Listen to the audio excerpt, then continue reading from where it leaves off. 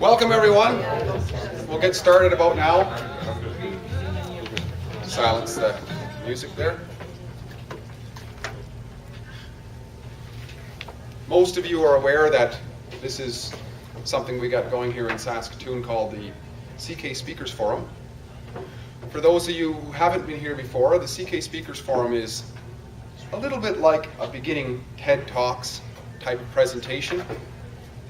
It began from another discussion group arrangement we have here in the city called Coffee Chat. And there were some people within the group who thought an idea of getting speakers to come out would be a good idea. This is how this came to be. CK stands for Crystalline Knowledge.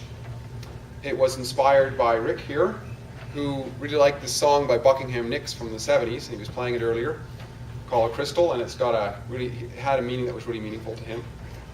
So the idea originally was Saskatoon Speakers Forum.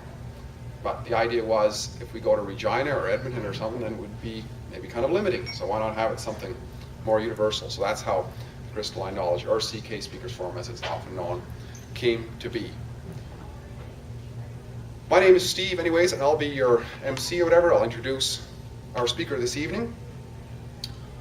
And I'm just going to give a couple of comments too about the structure here. It's very informal, but rather than like a discussion, there'll be a speaker do a presentation for about 40 minutes, after which there'll be an opportunity for question and answers. And then after that, if there's still time, people want to discuss topics that were made, we can then have a moderated discussion. If that works. We'll try and see how that goes. Now there is a cover charge for here. I'll do a little explaining there, a little bit now, a little bit at the end. One of the things is we want to make sure that the restaurant gets compensation for us using the place. They like to have $100 for us using the room. So if we were to all eat, which we're not because a lot of people are after supper, then that would cover it. But whatever shortfall we have, we'll top that up and make sure the waitress gets compensated and so on for helping us out here tonight. So that's part of what that's for, and we'll talk more about that later too. Our speaker tonight, Kelly Goyer, sitting right here. I met him about a year ago, very close to here actually, at Moss and Fitness. There was a guy named Scott Epp, who some of you know, was doing a presentation called Breakthrough Talks. And Kelly Goyer at the time was studying to become a life coach, and he was helping out there, and I got to meet him a little bit, and I got to meet him a few times subsequently as well.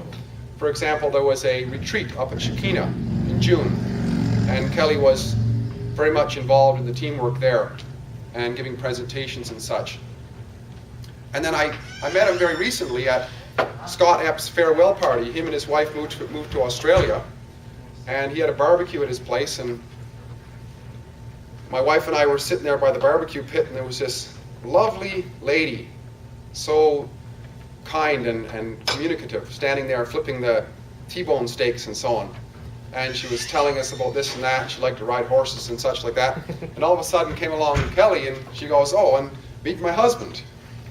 So it was amazing. You know, I could see the connection there, because she was this very peaceful, very almost the kind of person that I would trust without knowing her at all. Just had that. And that was the sense I always got from Kelly as well. He's always had this calm honesty to him. And even this evening I kept asking Kelly, "Are you nervous about coming out here?" "Oh no, just sitting here, having a good time." And he's ready to go. So I would say that for all these reasons, we're very fortunate to have Kelly here tonight. I don't know if any of you saw his little video clip. I know we got quite a few hits on it, and you can see the sincerity and the message that he has there for sure.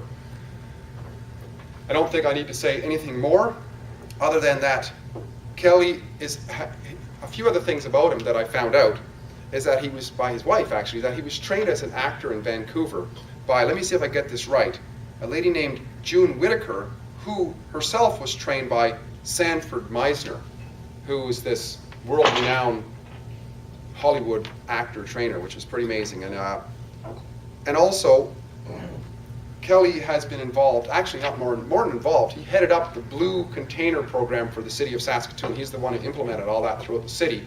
He recently retired from that, and now he does life coaching full-time.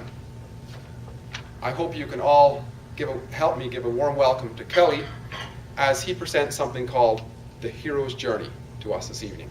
Welcome, Kelly. Thanks very much, Kelly. Oh, that was very generous. Thank you.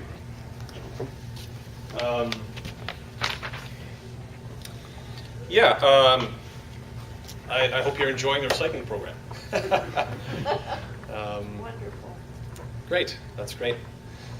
It was interesting feedback that Steve gave when he talked about what he was picking up from my wife, whose name is Noelle, about sort of this calmness and sincerity, and feeling like he was able to sort of trust her kind of right off the bat. And I find that interesting because one of the ways I like to just sort of connect with audiences and people that I'm speaking with is just begin to share a little bit about who I am with you, so that we can sort of connect and do something magical here in the room tonight. And ironically enough, it was interesting that Steve shared the same thing about me, because one of the things that I start with is I'm one of those guys that people just talk to. And I've kind of always been that way. And I've had some rather profound experiences with that in my life. And I'd like to share a couple of those with you just briefly. The first experience it happened in an airport in San Francisco. I was on my way back to Canada, and my wife had some project work to do on the West Coast, so we both kind of landed in San Francisco, and then I headed home for the prairies, and she headed up to Vancouver. Long story short, I found myself sharing a bowl of soup with an older woman in her late 50s, and basically over about 45 minutes, she tells me about how she's just got back from this trip to Italy, that she's terminally ill with cancer, and the whole point to the trip was, sort of a last chance for her to connect with her family and maybe work at saying some goodbyes. And the whole thing went sideways, and the mother-daughter relationship kind of reared its ugly head, and it just all went south. And I'm sitting in the San Francisco airport listening to this woman, and I'm going, wow, this is amazing that someone I don't even know is sharing this story with me. And a similar thing happened to me walking into the Saskatoon airport, where I played a joke on this guy. I saw him rushing up to his meter. I ran over and I plunked a loonie in before he could get there, and I said, "Ha ha! I got you, sucker!" And we shared a laugh, and we're walking into the airport, and he's telling me about how he was a day late getting back to Saskatoon for his own father's death. His wife made it back from Calgary, but he got held up with work, and he missed. He was late by a day, and he was at the airport that day to meet some siblings and that kind of stuff. And so I've had these experiences through my life where I just find people kind of open up, and that's okay. That's part of why I'm here, I guess. So I find it interesting, Steve, that you picked up on that after the few brief times that we've sort of met. I'm here tonight to talk to you about something called the hero's journey. And the hero's journey is something that can profoundly change the way that you view your own life and your role in this world. Let me begin first, though, by defining for you what a hero is. Because oftentimes there can be a quick assumption that, if we're talking about a hero, we're talking about somebody with a mask, with a bright red suit, someone who has powers or gifts or exists on a level that's far beyond or far above what we normal people, where we exist, right? And I want to dispel that. If you find that kind of a thing popping into your mind, I want to dispel that for you. When I say something like the hero's journey, when I say the word hero, what I'm talking about really is a hero is anyone who remains willing. Despite being faced with challenges, despite being faced with adversity, with an uphill battle, with setbacks, with disappointments, a hero is someone who remains willing. Full stop. Someone who is aware that, you know what, this is tough right now, I'm just going to keep going. And that's what a hero is. So the hero's journey was something that was discovered by a man named Joseph Campbell. He traveled the world as a young man and studied many of the myths and legends and stories of cultures all over the planet. And once he'd studied enough of them, what he started to realize was, hold on a second. Every culture is telling the exact same story. Some of the characters look different. Some of the stories obviously are more culturally relevant, if you will. But at its heart, at the center of every one of those myths, legends, and stories is telling the exact same story. And that story really is about the journey that each and every one of us is on in our life. Now that's something to think about. And if you take nothing away from you this evening but this one thing, I would hope that it's this. The next time you feel like you've been beaten, like you're down on the mat, you don't want to get up, like how could this possibly be any more challenging? How could I possibly feel any more resistance, or how could I feel more scared than I do right now? Just know that you are on this blue and green planet with 6 billion other brothers and sisters who are going through a similar story at the same time. And it would be my hope that that would give you some sort of solace, some sort of determination in those moments when you're faced with challenges.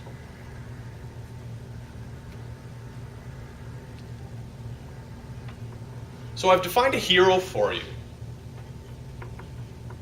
The hero's journey itself is comprised of several stages. And I'll get to those in a moment. But before I describe those for you, let me give you the big picture of what our life journeys are about. It's really about being called outside of what is comfortable, the safe path. And it is my understanding from my experience as a coach and just a student of life that oftentimes when you're looking at that, taking the safe route, doing what is expected of you, not rocking the boat, that kind of stuff, making other people happy, there's oftentimes that magical word appears, and that word is should, right? You're taking the career that you should take this, right? Oh, you'd be good at that. You should be blah blah blah, right? Possessions. I should buy this kind of house. I should want this kind of career. I should want these kinds of toys. My kids should be like this. My partner should be like that. Everything is sort of set up and squeaky clean. But that's not life. There's no life in following what you should do, what society says you ought to do. There's no life in following the safe path. Because life itself is not static. Right? Life is wild. Life is unpredictable. Life is alive and growing and constantly adapting and changing, right? Let me give you a quick little example of that from your own experience. How many of you have had this experience where you walk into a room and someone is baking a delicious loaf of bread, and you walk in and you go, oh, that is some good stuff. 20 minutes later, do you still have that experience? No. You've adapted. So on a biological level, your body has already raised its baseline and said, delicious loaf of bread baking, got it. Next. And you can't smell that loaf of bread to the same degree that you could when you first walked in. That's just a small personal example of how we're designed at the cellular level for the hero's journey.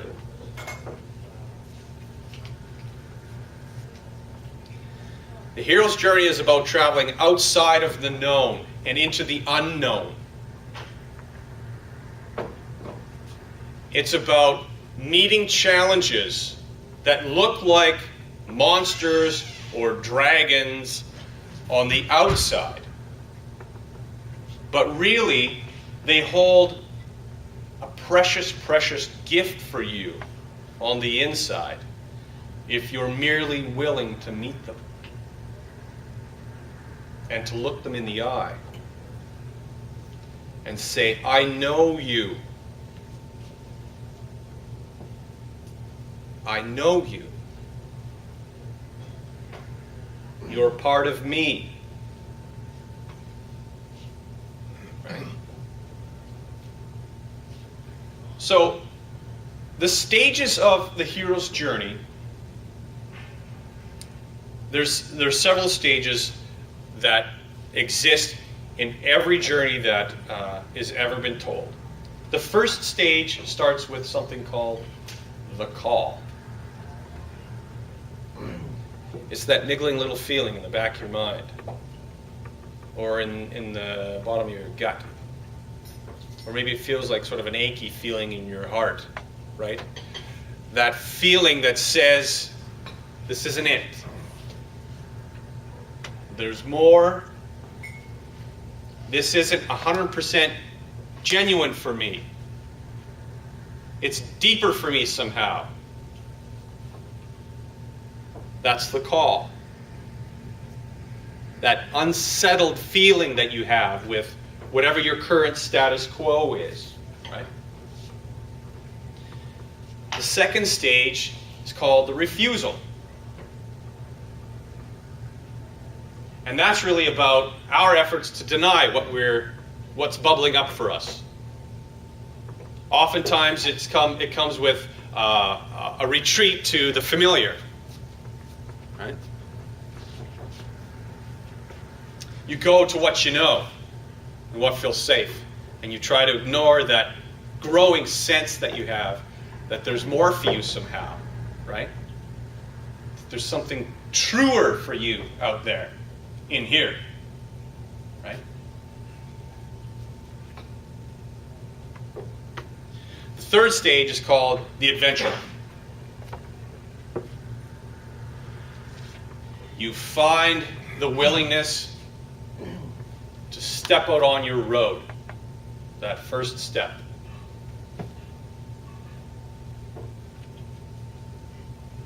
And the adventure begins. And without fail,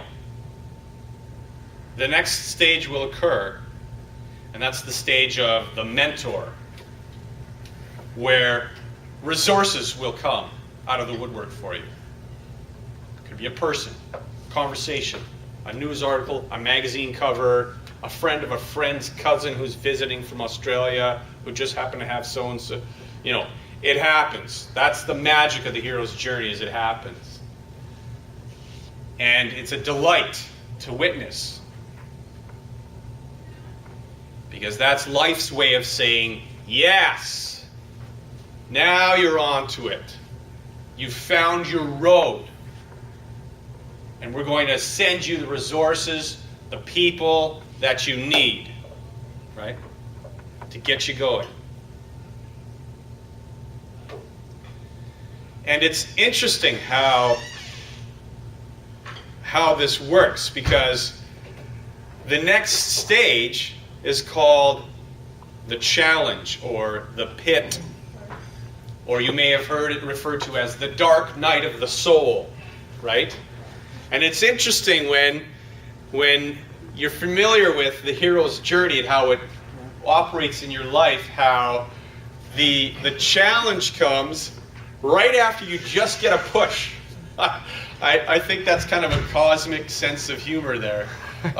Because you step out on the road, some resources show up for you, and you're thinking, yeah, I got this, right on, we're going. And all of a sudden, wah! And it opens up underneath you, right? And that's when you're being invited in to the real gold, real benefit of your journey. It doesn't feel that way,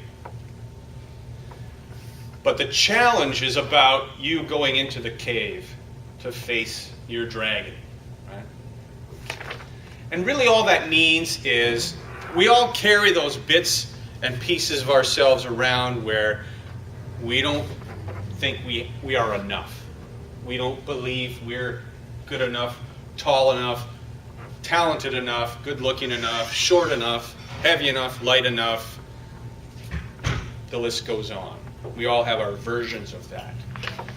And so stepping into the challenge, or stepping into this experience, this pit, you're being invited to see that clearly,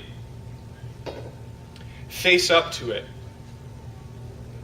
and grow beyond it. It's an opportunity for you to connect with the real talents and gifts and wisdom that you naturally possess. It's in you. It's something you've got a knack for. Something you can just do, and time just seems to just pass. And time just goes by fast, and you don't even notice time going by, because when you're doing this, when you're bringing your gifts to the world, it's just naturally rewarding. And that's part of what you're stepping into that cave to discover. To let go of those beliefs that you have about yourself that are holding you back from either discovering or living fully into those gifts that you naturally have.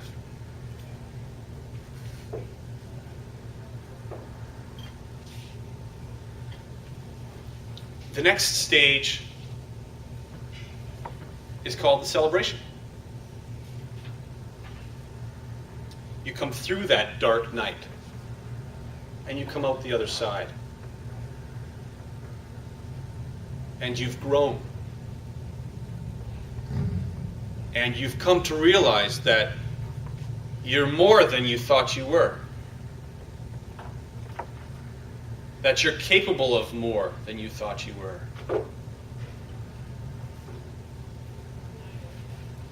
You've connected with that hero inside of you.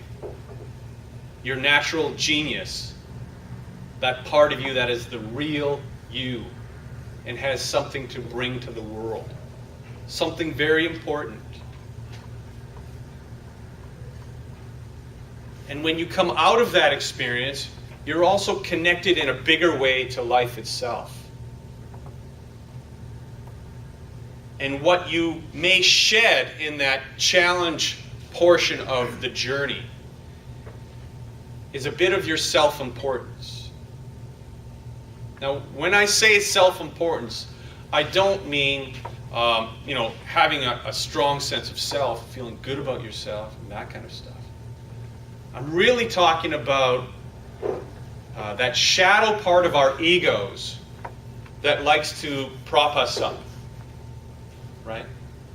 The part that needs the other person to trip and fall for us to feel like we're really on top of things, right? That's what I mean by that sense of self-importance, right? That shadow ego that's drawing energy from the wrong,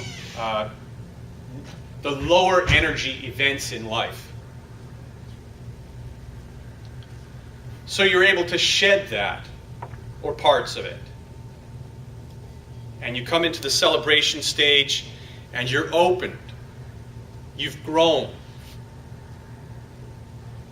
Now, just like a tree, or a flower, or a tomato plant, or a zucchini plant, this is a cyclical system, right? We go on many journeys throughout our life. And at the end of every journey, when we get to that stage, when we come through the other side, we've grown a bit more, and a bit more, and a bit more.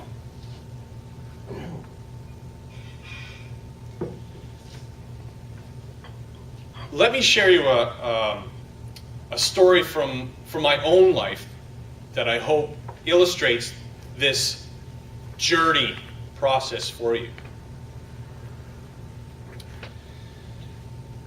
I grew up a natural child in a foster family. And so what that means is I was the biological child of my parents, but they were also foster parents, and they took on a lot of kids over the years. And so our home was a safe place that kids could come and receive acceptance and love and nourishing meals when that wasn't happening for them in their own life. But as a child, I could see that this wasn't a very rewarding experience for my parents. That they were coming at this vocation from a place that was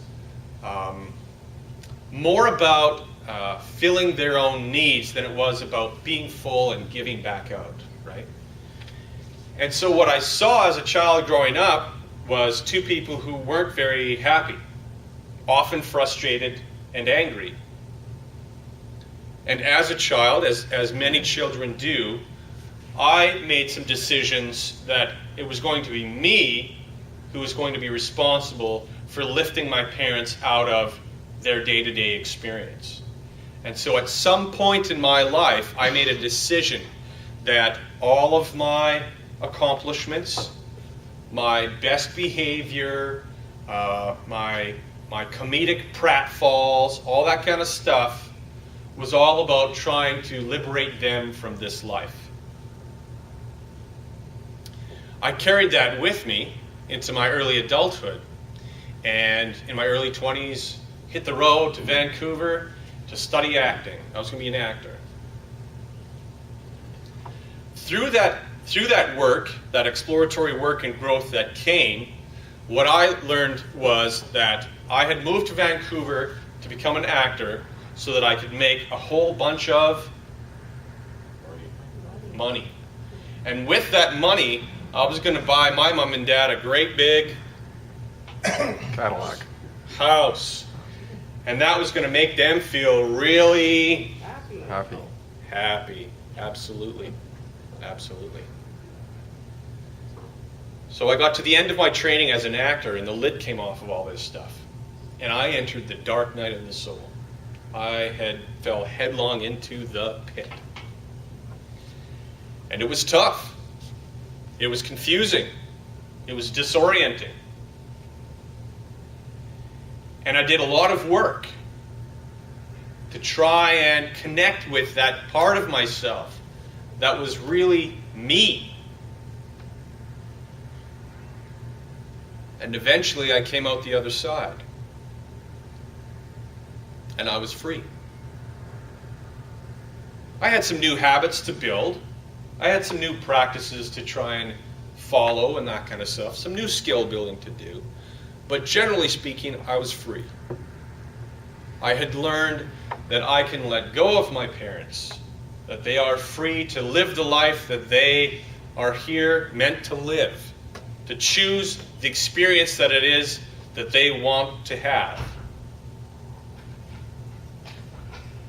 And for me, to discover what it was that I really wanted to do.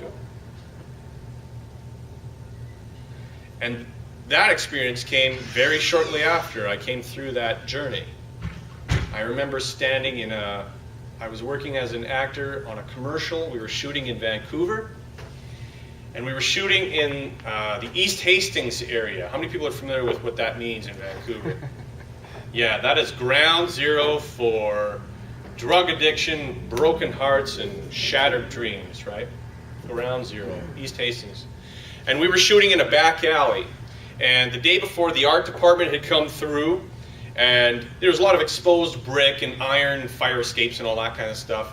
And the art department had come through and painted everything up, and they put fake plants everywhere and flowers and made it look like the trendiest, coolest New York neighborhood that you'd want to live in.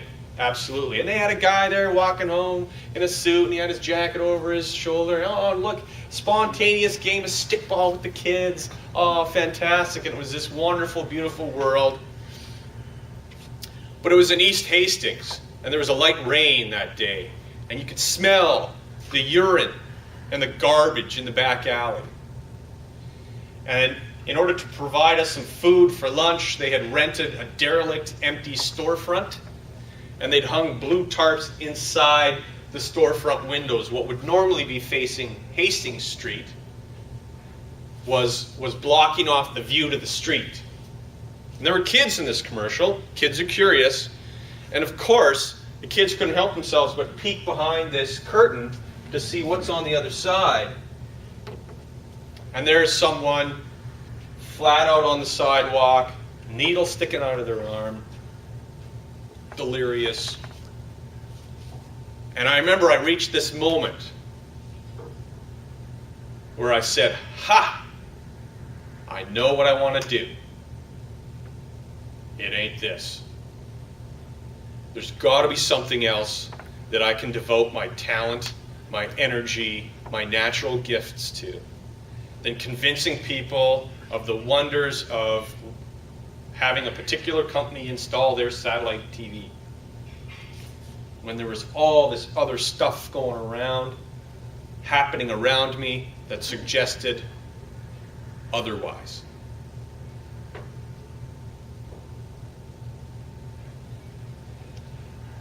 When you know that you are on a journey that is taking you somewhere significant and somewhere specific, everything changes. The challenges you face, the hardships, the disappointments. When you disconnect your life from the tapestry that life is trying to weave with you, the story that life is trying to tell through you, when you disconnect from that, your challenges are just that. They're just hard. They're just painful. And that's it. But when you know you are walking a road, when you know that your life is in service to the big life around you somehow, when you connect your life to that tapestry, when you become part of the notes of the song that life is singing through you, your challenges become invitations. Your perspective shifts from fear to fortification. You're being fortified. You're being prepared. You're learning the lessons. You're letting go of the baggage. You're gaining perspectives that you're going to need when you step out into the world at 1,000% in a bigger way. That will allow you to serve others in a meaningful way. And it will also allow you to understand yourself and be there for yourself as well.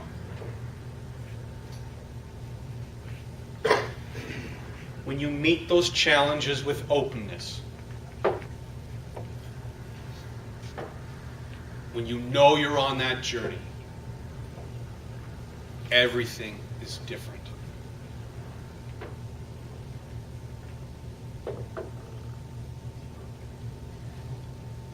You come to know who you really are. You begin to connect with what you're here to do. And I've seen that in my coaching practice as well. When someone finally connects with who they are, what they're here to do, choices become easier. And their personal power begins to flourish. And that can be a lifesaver. I'll share another story with you about my own life, how the hero's journey really saved me. 3 years ago, I was diagnosed with cancer. Happened on a Thursday. Terrible, terrible winter storm. The doctor said, good news though, we can get you in for surgery on Monday late morning. Because of where it is in your body, we're not going to bother with a biopsy.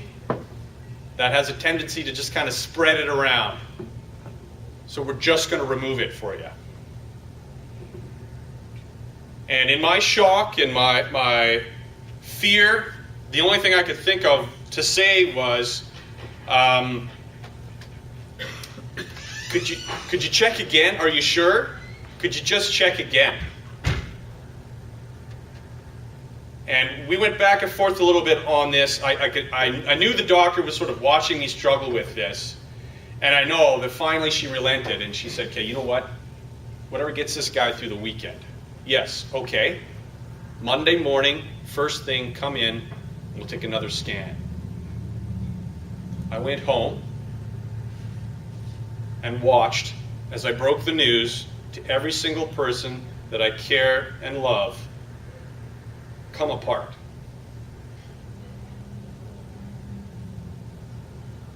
And it's true what they say. I've heard other cancer patients and cancer survivors say, you shift into this mode where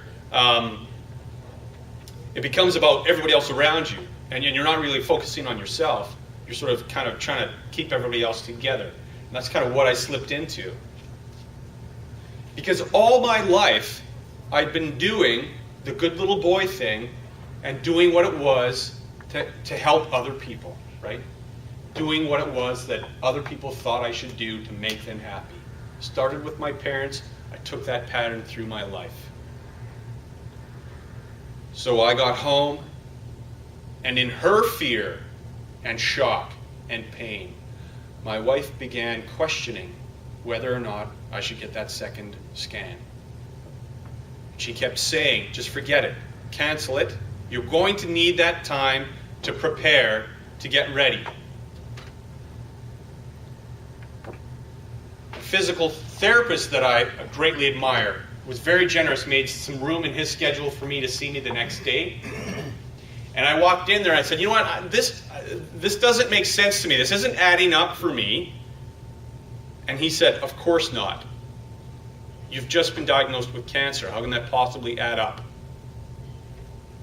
Why don't you come in and just lie down and we'll help you get ready for a good recovery. And in the back of my mind, I'm thinking, just a second. This doesn't add up for me. Something's wrong. Something's wrong. And I was struggling with, well, of course you think something's wrong, you're in denial, who wants to admit that it's cancer, and all this kind of stuff. So I was really split in half. I went for a walk. And I reached a point on that walk where I realized this isn't it. This isn't the experience that I'm lined up for. And so I went back home and I calmly told my wife, I'm still going to go and get that second scan in the morning. Even though I know what they're going to tell me, I just need to go do that, even though you think I shouldn't, even though my physical therapist says don't bother. I need to do this for me. And it was that moment that I broke free from what everyone else said I should do, and I broke through to this is what I got to do for me. So Monday morning came. We drove to the radiologist's office in silence because it had just become a point of contention. There was no point in talking about it. We drove there.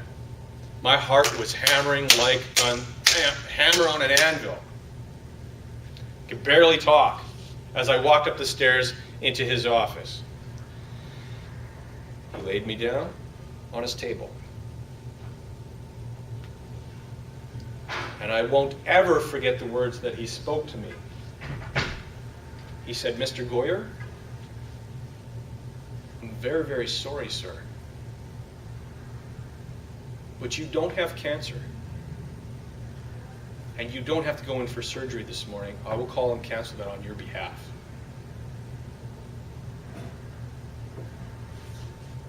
Now, I'm not going to repeat the next words that came out of my mouth, but I will share with you that at their heart, the intention was really just to express my shock, disbelief, and utter belief at never having had cancer before.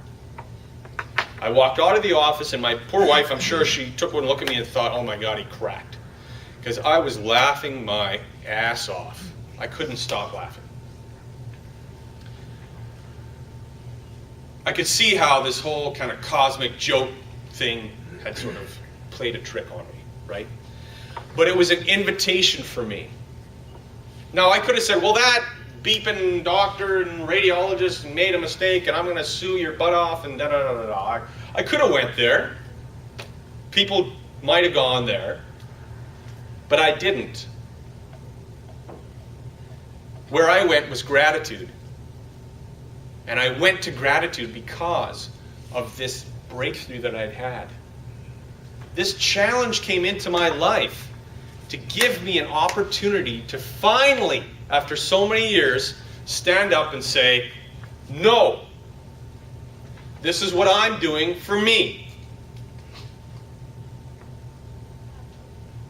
And who knows when I would have reached that point had I not been given a strong enough challenge to push me there.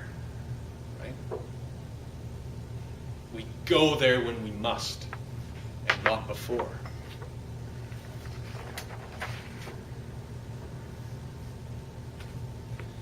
So those are some of the ways that the hero's journey can really play a huge role in your life. Now, some of you might be thinking, how do I know? How do I start this thing? How do I start my journey? How do I get onto this path? It really just starts by saying for yourself, I'm open.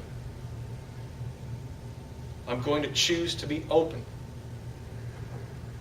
And just starting with that one step. It's like headlights on a car at night. If you've got a 2-hour drive ahead of you, do you need to be able to see all the way down the highway to your destination in order to get there? No. You just have to see what's lit up in front of you. Just that little ways.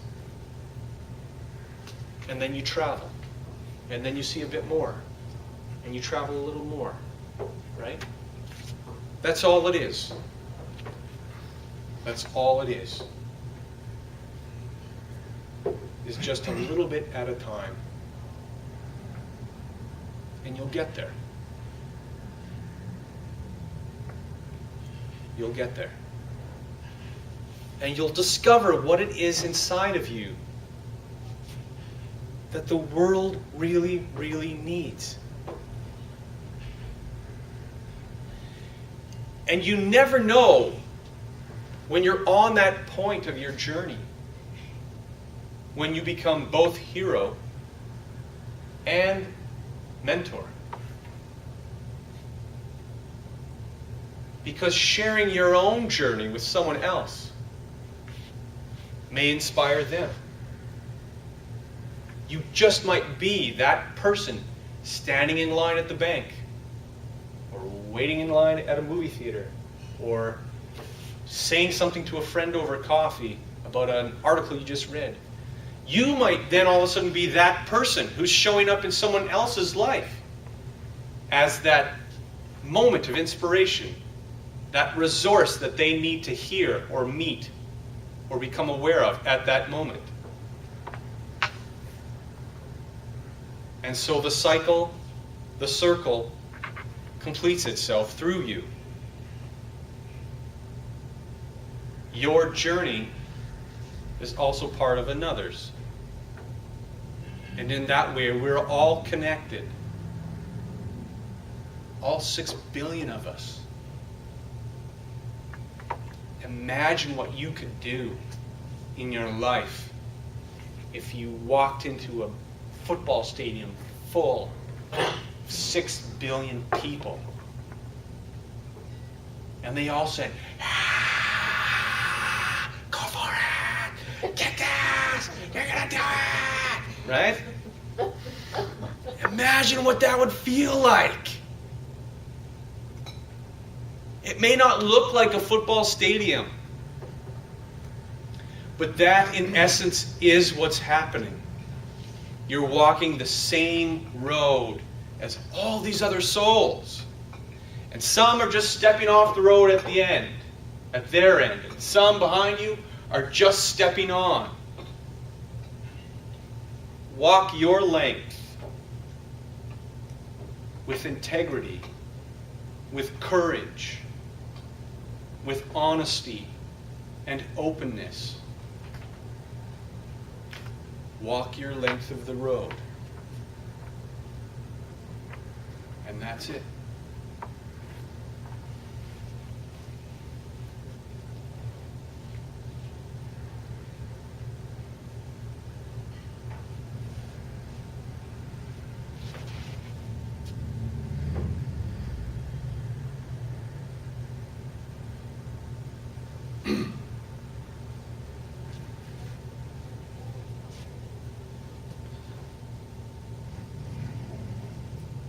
There's one other thing.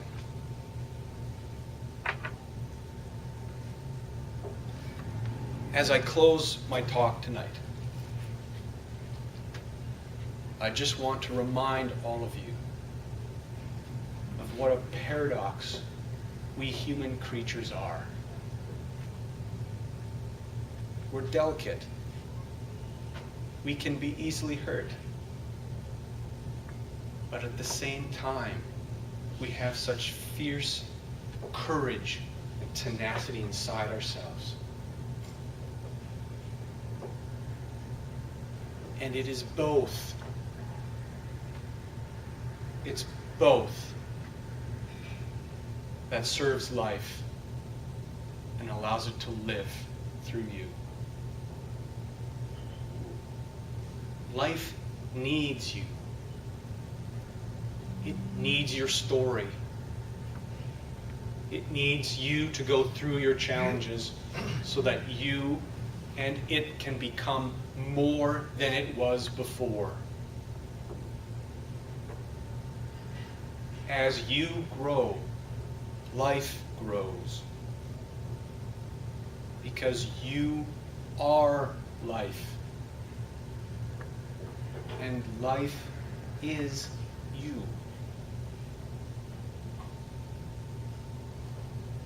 And that is your story. That is your journey.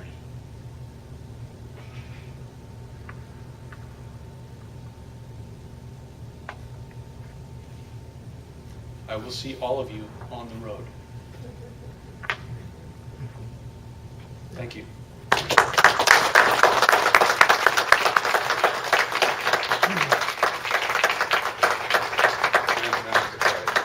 Awesome job, man. I didn't time that. So. That was about exactly 40 minutes. Actually, Okay. let me see what's on here. Well, 50 minutes, but I spoke for a little bit, so about Okay. 45 minutes. You're just bang on. Just Great. perfect. There was a lot of things I loved in there, and I'll make some comments later for sure.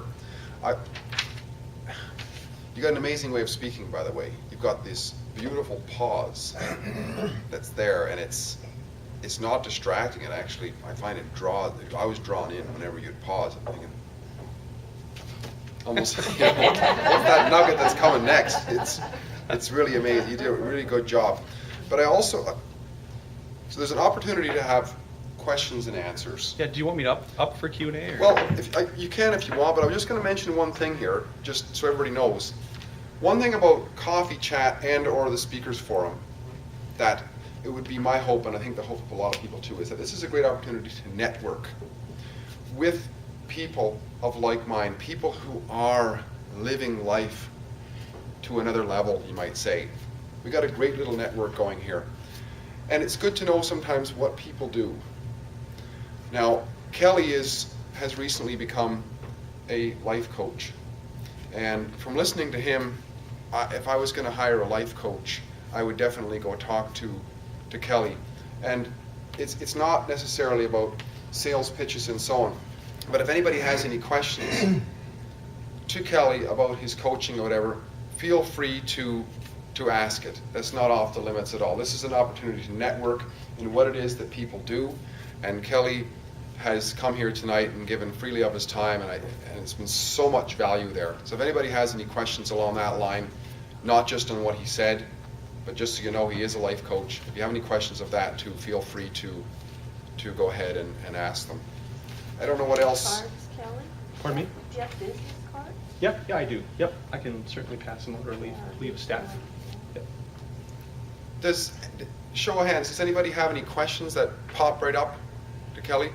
Okay, did you want to come up for that? Or Yeah, you just I wanna sure sit can. there? Or Yeah. Do you want to stay up here on your own, or I guess? That doesn't matter. Yeah, okay, I'll leave the stage to you, so in case, Sure. for a little while anyway. Yeah, sure. I think you had a question here. Yeah. Yeah.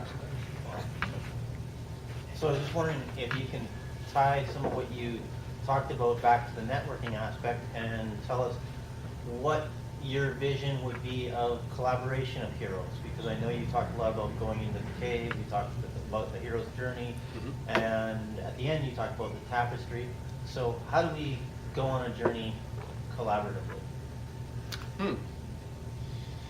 I think the biggest piece of that would be having the awareness that each of you is on a journey. Now to clarify, you're talking about how would the two of us? I don't mean you and I. Okay. No, I mean people in general, because certainly a person can go into their own cave. Yeah. Sometimes, you know, a husband and wife will go into the same cave. Sure. Whether it be financially, relationship-wise, whatever, slightly different. A sports team, a company. How would you see sort of tying it together where maybe, yes, everybody's an individual, but we might be going into a similar cave and we can share things. So like what you've learned from your cave, what I've learned from my cave, potentially we would be networking in a situation where you would bring some of your lessons. Yeah. I would bring some of mine, but not you and I, you and anybody. Yeah, gotcha, on the planet. gotcha, absolutely. Well, I think what's your name? Brian, Brian, hi, I'm Kelly. Good to meet you. nice to meet you. I think you've partially answered your own question. And it would really be that sharing piece, right? The piece that I didn't mention about the hero's journey is at the end, when you come through the other end and you've got these gifts and this wisdom, really. And really what happens after that is you return. You return to the village or your tribe or what have you, and you bring with you that wisdom and those gifts so that your village can be, more than it was before, right? And I think really the kernel of it would be that sharing piece, where to walk the hero's journey collaboratively, there would be a sharing of experience, of wisdom. And as I mentioned before, how, even being on your own journey, you may also be a mentor or show up as a resource for someone else, right? So there would be all of that happening across each of you, is the way I would see it. And that each of you being on a different stage somewhere on that journey, you'd be able to share across. Does that answer your question? Yes. Yeah. Does that response bring anything up into your awareness?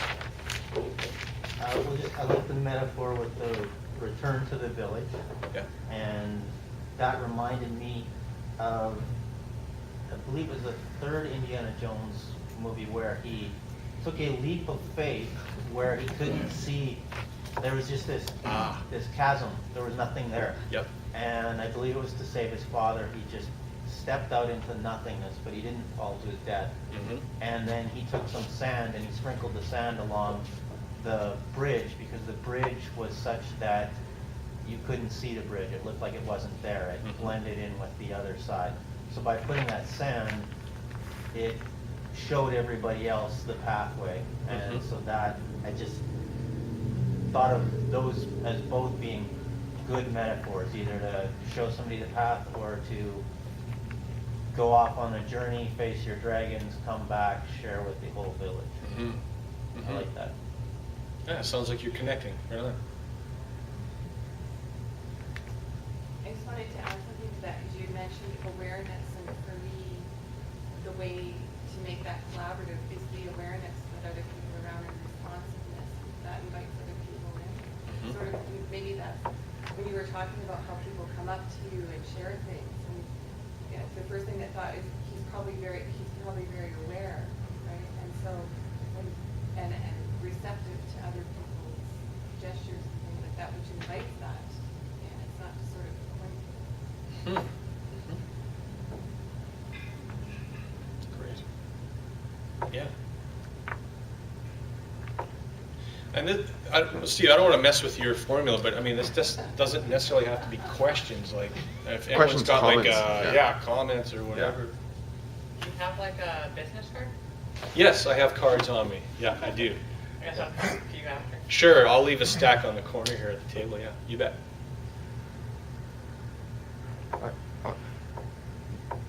Something quick. Go ahead. Okay, Somebody- yeah, I just wanted to ask about, you mentioned that interesting thing, the pit, the challenge, or the dark night of the soul. There's been a lot written about this, and I think even some of the great mystics, St. John of the Cross comes to mind when I think of that.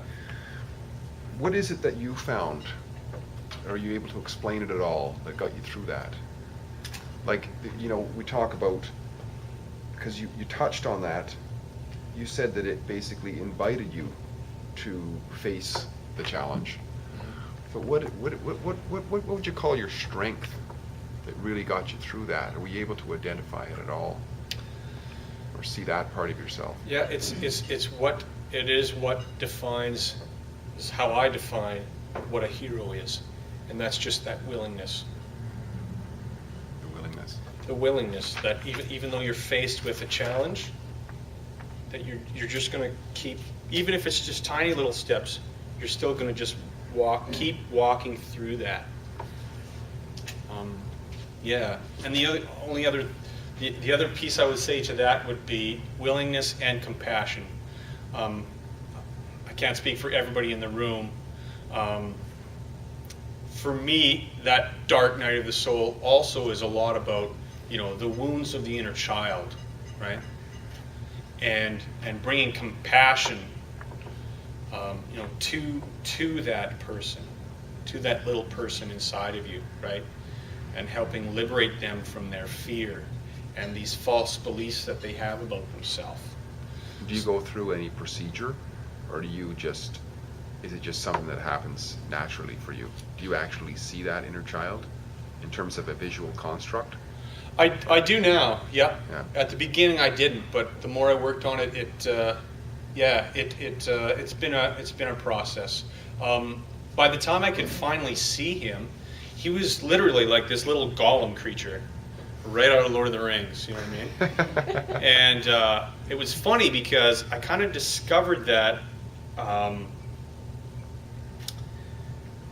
after I saw the movie, and so maybe there was a connection there. But when I saw Lord of the Rings, I could never figure out why I felt such heart pangs as I was watching Gollum kind of struggle with the evil part of himself, and that child kind of innocent like part of himself, and he kept flipping back and forth, and watching him on the screen, I just kind of felt these real pangs of compassion for this character, and it kind of was like, wow, I should be cheering for Aragorn, I think, instead. But it was after that, I did some more of that exploratory work that I kind of realized, well, that's why, because there's that archetype inside of me as well, right?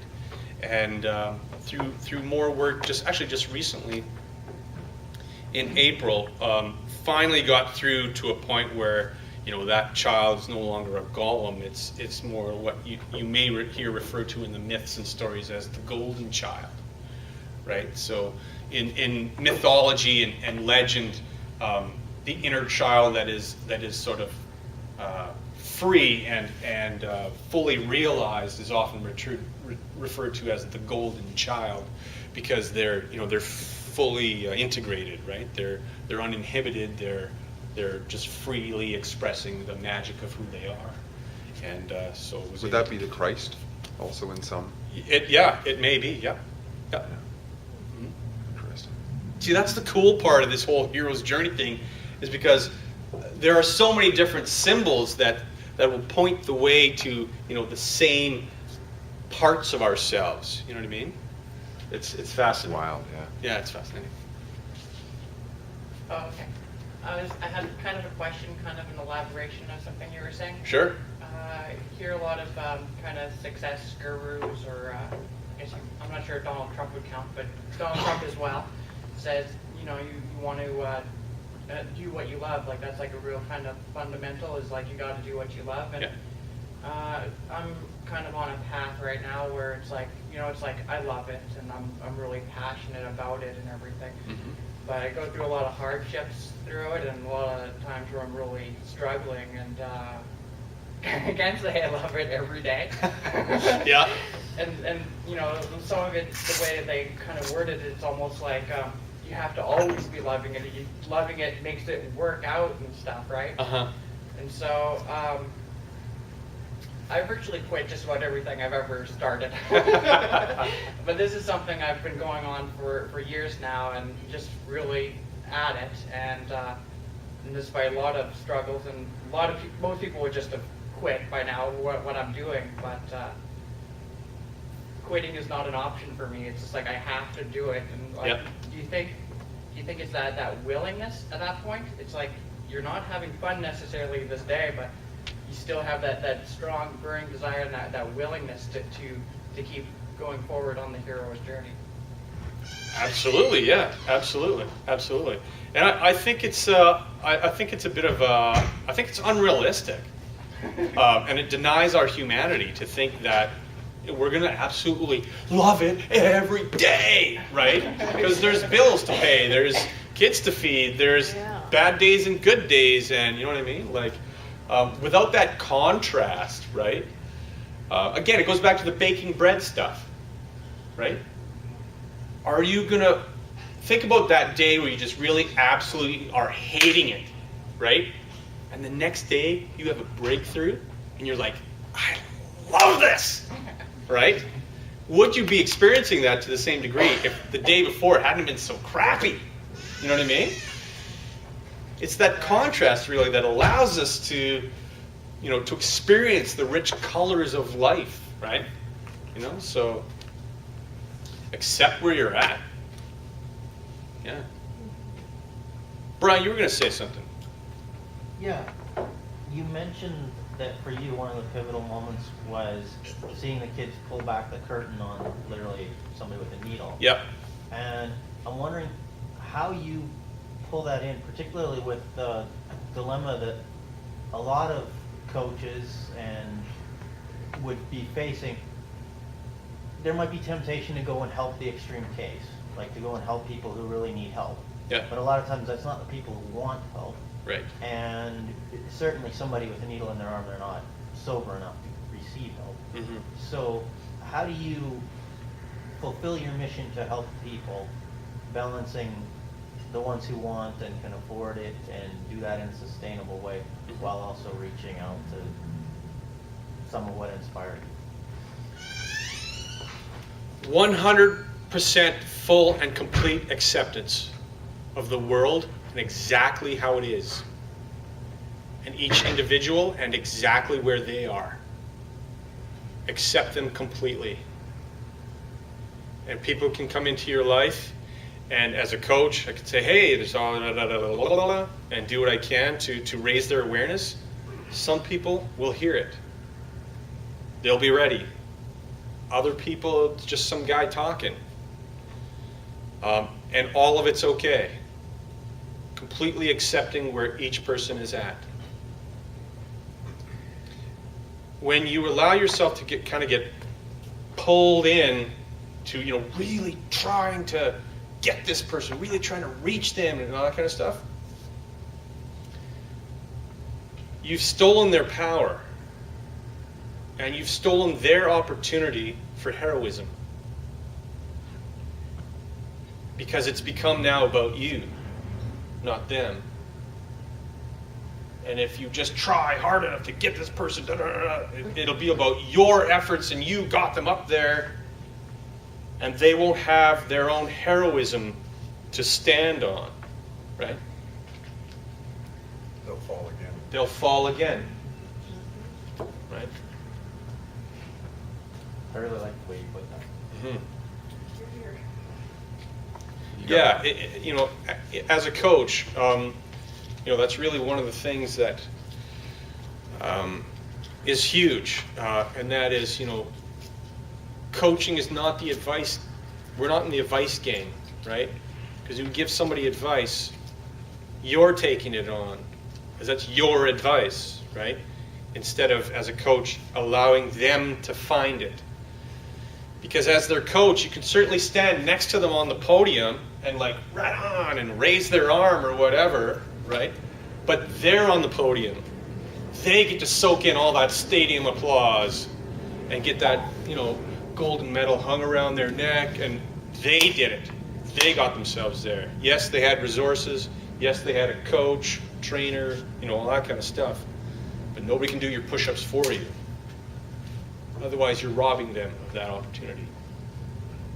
Do you ever systematically within yourself plant seeds or put in motion questions, like ask somebody questions, where a part of you is thinking, perhaps that person will get it today, perhaps that person will look back on this years from now when they are ready? All the time. I laser coach cab drivers for free. Yeah. Anytime I take a cab somewhere, I get into a conversation with that cab driver. And I ask them questions. And maybe when I step out of that cab, maybe they'll have made a connection for themselves. You know what I mean? All the time, Brian. All the time. And that was one of the reasons I came to coaching, was I realized I was doing that all the time anyway. And it finally dawned on me, what? You can make a living doing this? I'm in for that, right? Because that's part of what I'm gifted to do here on this planet, right? Is that I was naturally doing it anyway before I even know what coaching was about, right? Yeah, all the time. Planting seeds all the time. A question right here, Anita. You brought up compassion, and you come across as someone who has great capacity for compassion. As a life coach, how do you keep yourself from getting too emotionally involved? Well, really that goes back to what I was saying to Brian. Is completely accepting that person where they are. And that's part of that. That's part of that, yeah, absolutely. Letting them have their life and their experience, because it's theirs, right? It's not mine. It's not mine. The moment I step over that line, now we're talking about sort of enmeshment, right? And my emotional resonance with where they're at is just going to create more resonance of that, emotion, right? Instead of, letting them have that. Letting that energy run its course through their body so that they can come out the other side and move on. That's not to say that I'm not sitting there going, I really, really acknowledge how hard this may be for you right now. And it's hard to see another human being, challenged in that way. But let them have it. You got a question here, Debbie? Yes. Not so much a question as maybe an add-on to your question is, I think maybe one way that might be beneficial for you as a coach is the difference between when you're sitting with a person, the difference between empathy and sympathy. So if you're feeling empathy, you can connect with them, you can understand where they're coming from, but you're not taking the sympathy route where you get too emotionally involved with Right. them.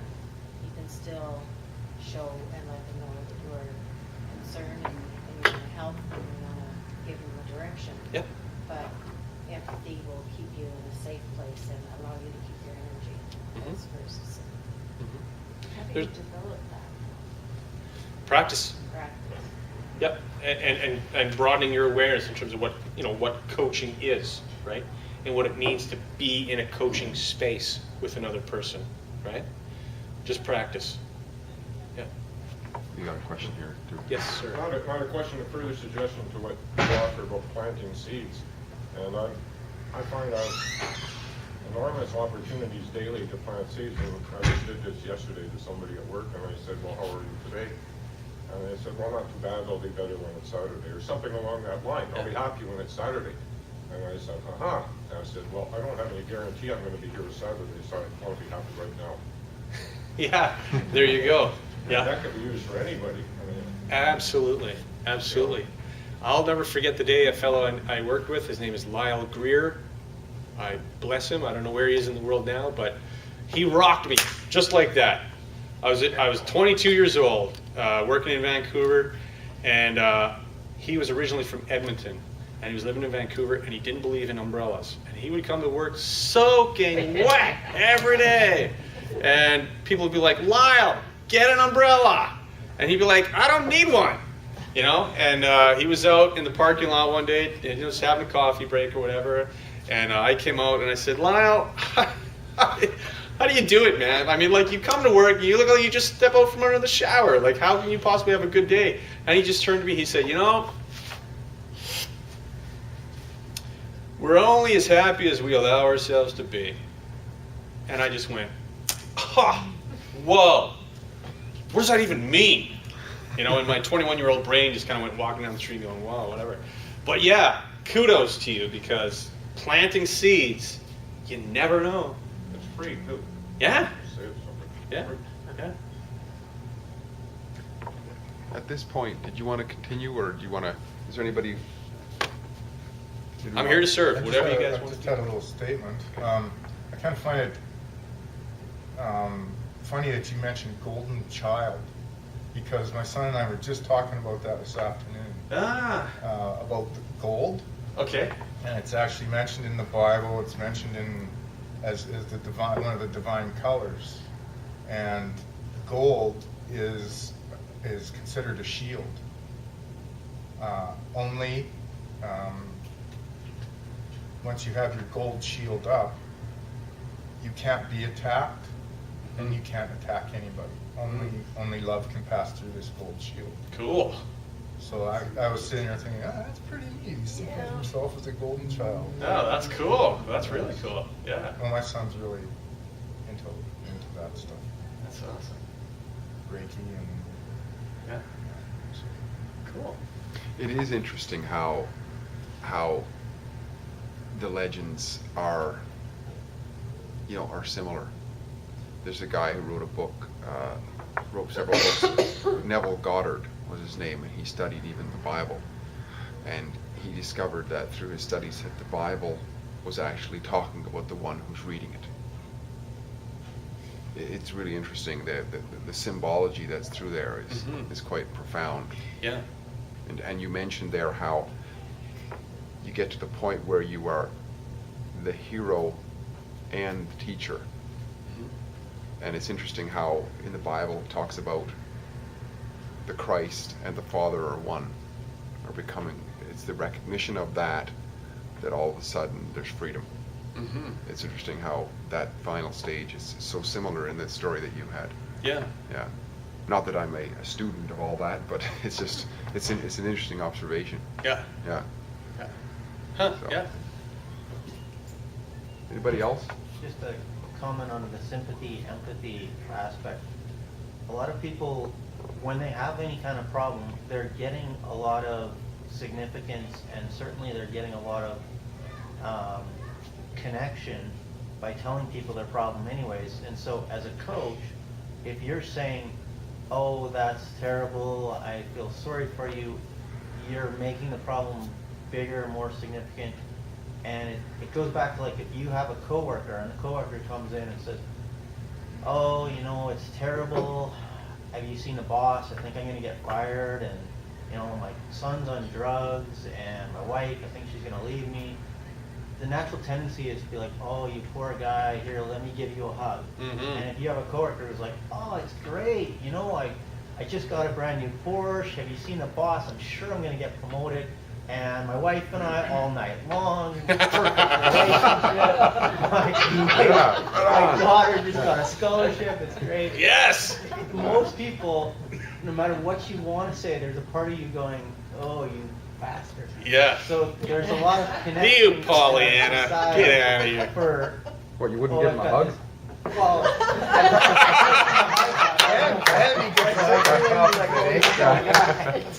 and so as a coach, you don't want to be going too far on the side of, oh, you poor person, because a lot of times that's what they're expecting anyways, and it's better, I would guess you would agree, to shake them out of that pattern instead of reinforce that, oh, this challenge is terrible. Sure. I mean, it kind of sounds like we're talking like what is coaching, but yeah, I mean, as a coach, you're not there to keep them.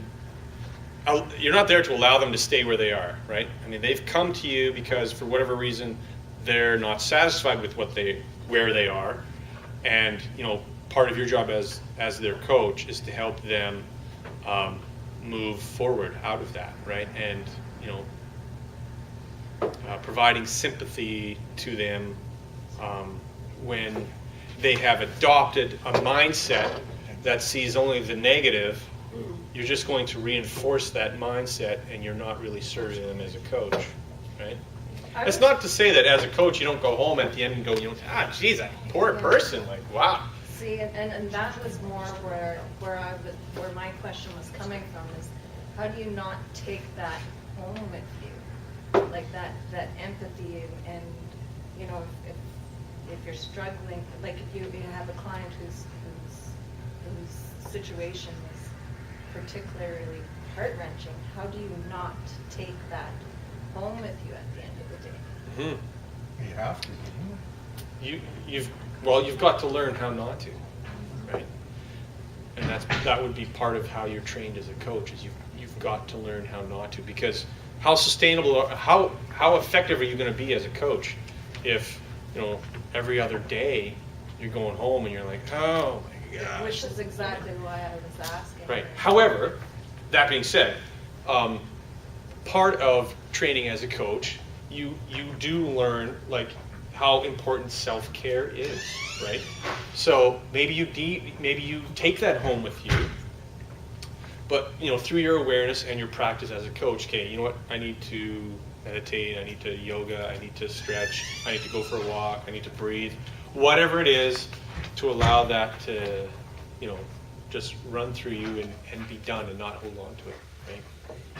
Isn't the key word that's not really being said that's actually being said possibly boundaries, your own boundaries? Yes. Yeah. Like, I mean, that's how you know. Mm-hmm. Yeah, you have to have healthy boundaries. Yep, absolutely. Yeah. I worked in healthcare for over 30 years, and part of that, the same thing, is that you're exposed to that sort of thing every day, and it's not to ignore it or anything else, but you do bring it home, but to acknowledge it and either talk to a friend or do whatever and just kind of get it out and open and then leave it behind, because you can't take on everybody else's sorrow, because you totally would burn out. Yeah, exactly. One of the most powerful lessons I learned in becoming a coach is that very thing. This is my coaching instrument, right? My emotions, my heart, my mind, my intuition, all that stuff. I use all of that as a coach. And if I'm not taking care of that, just like you say, then I'm not an effective coach for somebody. You know what I mean? You got to change the oil. You got to put air in the tires. You got to, you got to take care of it, right? Yeah, exactly. Yes. In regards to Brian's comment, I'm just wondering when someone is negative and you're trying to turn them around, how do you validate their feelings without minimizing how they feel? Like, Sure. what's an appropriate way to... Every belief, whether it's serving someone in a positive way or not, every belief has at its core a positive intention. So let's use an example from my own life, the story that I told, right? I had this belief that it was up to me to rescue my parents, right? Not a particularly effective belief to have moving forward into adulthood, but at its core, it was based in, I love my parents, I see them hurting, and so I'm going to do what it is that as a child that I know how to do, or that I think will work, by sort of taking all this on myself, right? So every belief has at its core a positive intention, or something that it is trying to aid you or assist you with somehow, right? So, as a coach, it's important not to come into a coaching session with a coach's agenda, right? Because that has should, would, could written all over it, right? And one of the first things I tell my clients is, if I'm picking up on it, is eliminate would, should, could, and try from your thinking and your vocabulary, right? So if I come into a coaching session with my coaching agenda, that my client should be moving this way, or should be thinking this way, or that kind of stuff, that's a disservice to them. I'm not really coaching, right? So really, it's just to be there to ask them questions, right? So, for example, if a client is I'm going to get fired, I'm going to get fired, and everything's going da da da da. That's okay. So I'm curious about that. How is that serving you right now, right? Is there something that you're trying to avoid by adopting that perspective? Or, when you walk in and you see your boss frowning, is there another perspective you could take on that experience that's going to assist you in getting to where you want to be in life, other than, it's me, I'm going to get fired, right? Is there, a belief that you could begin to adopt, to shift, that says, boss having a fight with their spouse and it's got nothing to do with me, and so just through powerful questions, to the client, do you want to? Can you see a way? Is there something else that you could bring to this situation? Because one of the cornerstones of coaching is that, and this is why I love talking about the hero's journey so much, is you already have everything inside of you that you need. You've got all the resources, all the creativity, the drive, the wits, all that stuff, the resourcefulness, it's all there. And really all coaching is we're just kind of dusting away some of the clutter so that you can really connect with that in a powerful way. That's really all coaching is bringing greater awareness, letting go of those beliefs that aren't serving you anymore, and finding those beliefs that help you tap into that hero that's inside of you already, that knows, right? I know I don't have a real good brain for business, so I know I need to find someone who's going to be able to do that. Okay, so let's do that, right? So, and I know I really love baking cakes, so I know that the baking cake part I can do, and I'll find someone to help me with the numbers, and I'll, you know what I mean? Like, people have it in them. They have it. I had a few comments I would like to share with everyone. Sure. So, for example, I guess what Brian was talking about, and kind of what we're talking about with empathy and sympathy, and I guess these are my comments are along those lines. Today, I was going through some stuff, and I'm talking to my folks about it, and kind of going on and on and on. But the whole time, I never really ended up feeling like better and stuff. And then later on in the day, I'm just like talking with someone I'm working with, and I'm all like trying to like not bring up the stuff that I'm going through. And eventually, I knew I couldn't hold it in forever, and eventually I started talking about it, and at the end of it, he's just like, wow, sucks. And it was interesting because, I don't know, it was like I felt a lot better. Just something like so simple. I think something about the way he said it just made me feel so like acknowledged about it. Sure. And I think that's really, when it came down to it, I didn't want like a hug. I didn't want him to cry on my shoulder or be like, I'm going to help you fix this, or Yeah. I'm there for you. I didn't need any of those things. I just wanted, acknowledgement that I am going through something, and Sure. that it sucks. And Yeah. Yeah. so that's that part. But the other thing, I guess, too, I wanted to kind of bring up too, because throughout my life, people told me like I should be a social worker and stuff because I was so like good with helping people with their problems, or Yeah. a lot of it was that I was just so natural about it, Yeah. like I would hear people's problems and never get like weighed down by it and stuff. And I was trying to, because everyone was talking about, well, how do you do this where you don't get weighed down by it and let it drain you? And I was like, how do I do that? And the only thing I could really think of was my mindset towards it is like, it's not that like, I have to feel down and get beaten up by it. Instead, if anything, I get energized by it because, it's like I have this opportunity to potentially help this person, and, maybe I can't help everyone, but, I'm glad to take part in this opportunity to do the best I can. Sure. Yeah. So, that's the only thing I could think of. Absolutely. Yeah. Being willing to, serve with your gifts, and full stop. That's it, right? Right. And just put those gifts out into the world in the way that you naturally know how, and that's all. Yeah. I just want to let everybody know that it is 8:30, because I had said the event would go on till 8:30, but we're welcome to stay longer too in this sort of atmosphere. Did you have something really quick, Brian? Well, I was going to add on to that if I'm coaching someone and coming home at the end of the day, I would systematically ask myself 2 questions to coach myself out of any temptation of bringing it home. One is, how could this possibly be serving me? And the most obvious answer would be some sort of feeling of, oh, I'm such a caring, loving person. I'm going to take this home with me. Maybe I'm going to go above and beyond, over-deliver, crunch it out when I'm on my own time. But then the other question would be, what is this potentially costing myself and others? And there, it could actually be costing the client, because I could be thinking about it when the client's not there. So I'm overthinking it. I'm not fully present, looking in the client's eyes, thinking about it past that point. It's actually worse. Or and thinking about it could be while worse. you're looking into the next client's eyes, right? Yeah. Or my wife might cost my relationship Yep. there. It might Yep. cost what else I could be doing, sleep, all sorts of things. Yeah, it really is. I think you nailed it. It's really about boundaries, right? Like having healthy boundaries, right?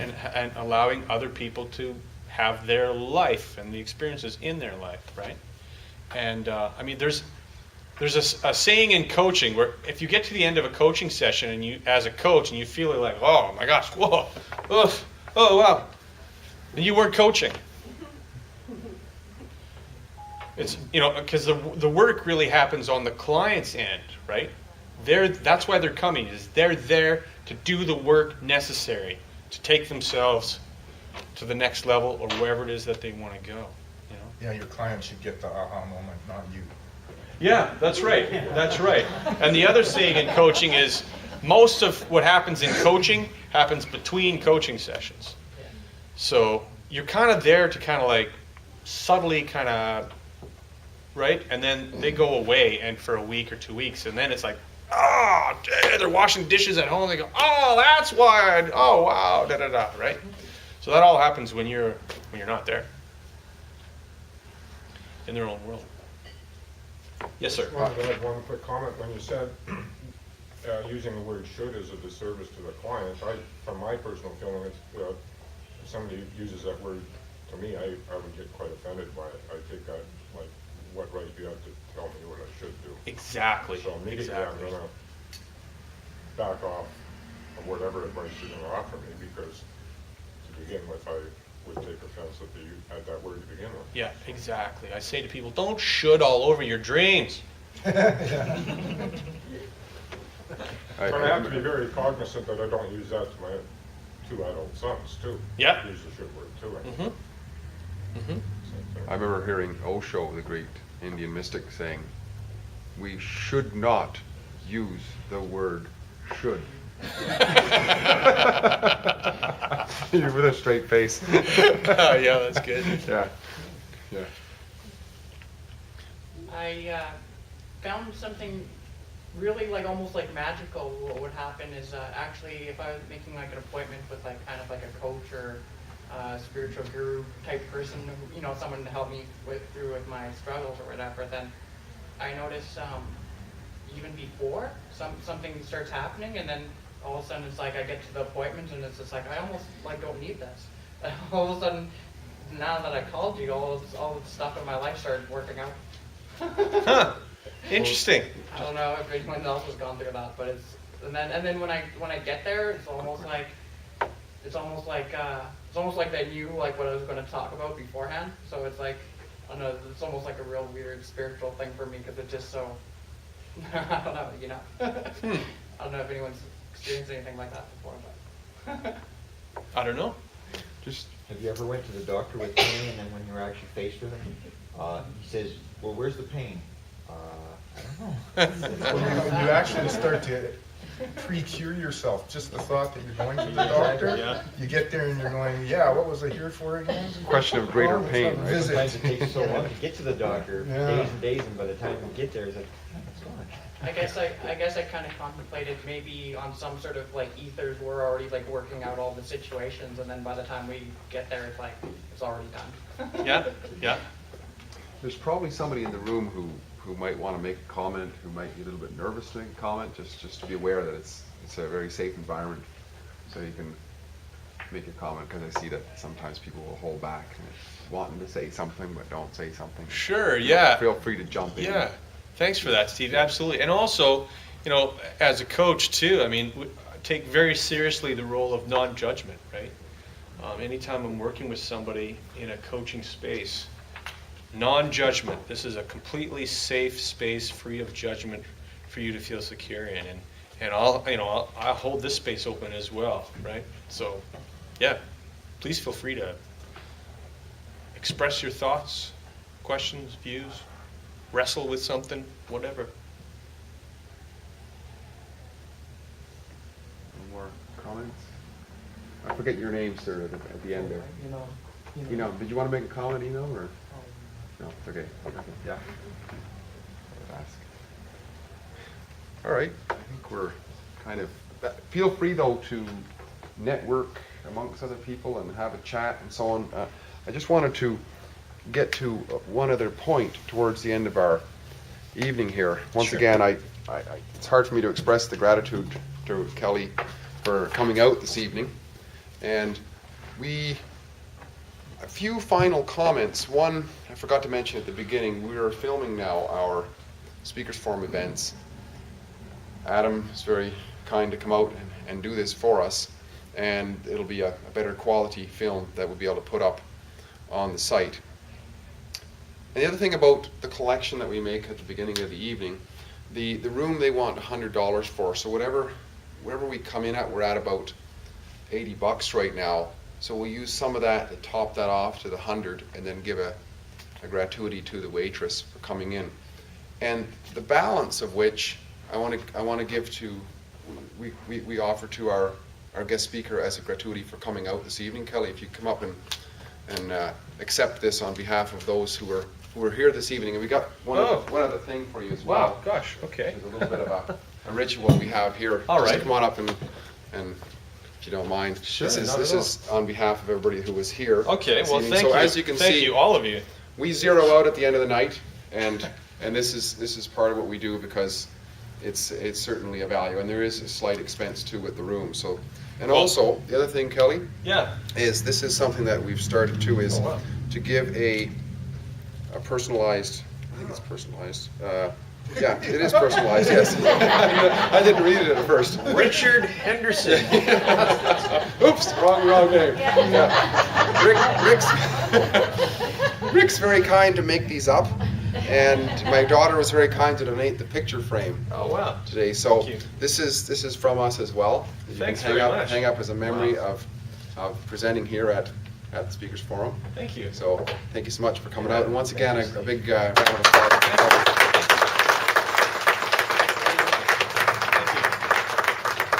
Once again, it's also an opportunity to network what people are doing, meeting people here in Saskatoon who are doing different and creative things and so on, and we're welcome to hang around here for a bit longer. And as you're going out, you'll see the desk there, I guess. You can cover off on whatever it is that you had. And when I go out, I'll just make sure that it's all covered off with the balance of what we have here. So great, thank you everybody for coming out. And it was another wonderful evening at the Speakers Forum. Great. Fantastic. Yeah. I'm always saying to people, money is really nothing more than human energy stored temporarily on paper. So I just want you to know that the gravity with which I accept this energy from all of you. Thank you very much. I think it's very generous. Thank you. Thank you. Thank you. As we get bigger, there'll be more gravel. This is beautiful. This is really gorgeous. Yeah, this is Rick's handiwork. This is great.